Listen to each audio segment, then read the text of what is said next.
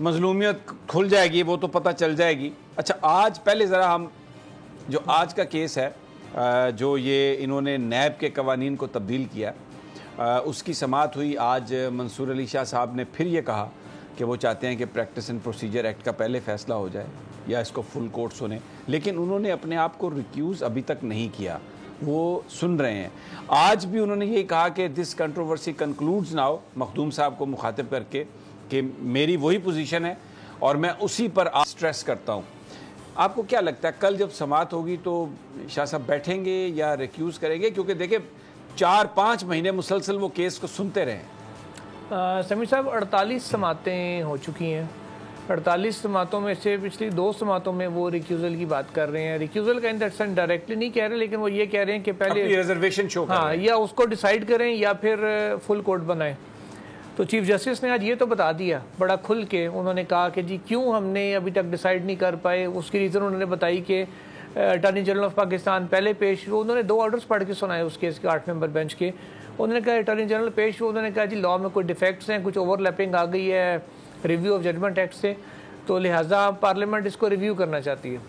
उन्होंने कहा जी फिर अगली समाअत हुई, जस्टिस मुनीब अख्तर नहीं थे उस समाअत में, एंटी रूम में वो चैम्बर हियरिंग हुई। उसमें फिर अटॉर्नी जनरल ने कहा कि जी अभी क्योंकि बजट है, बजट का सेशन आ गया है, ये ख़त्म होगा, इसके बाद जाके ईद आ जाएगी, ईद के बाद फिर पार्लियामेंट के पास टाइम होगा इस मामले को देखने का। लेकिन हमने देखा कि वो धड़ाधड़ मोटरवे से भी डबल ओवर स्पीडिंग के ऊपर कानून साजियाँ होंगी, हर जायज तरीका, सदर के जाली दस्तखत या नहीं दस्तखत हुए, उन्होंने हर तरह का कानून पास किया, इसको छेड़ा नहीं देखा, इसको छेड़ा भी नहीं। तो चीफ जस्टिस ने कहा कि अब गवर्नमेंट से खुद जब कह रही थी कि लॉ में डिफेक्ट है, हमें इसको ठीक करने दें, पार्लियामेंट को वापस रिव्यू करने दें, तो अब हम पार्लियामेंट को ये मौका ना देते कि वो इसको ठीक करे, या हम खुद ही फैसला सुना देते कि नई महाजराई हम शुरू कर देते, जो अदालत तो कभी नहीं चाहती। इसलिए उन्होंने कहा कि हमने मौका दिया पार्लियामेंट को और उस वक्त की हुकूमत को कि इस मामले को ठीक करें। अब उन्होंने नहीं किया। अब मौजूदा गवर्नमेंट का उन्होंने कहा अभी तक मुझे स्टांस नहीं पता किया, लेकिन उनके पास भी 2 सूरतें हैं।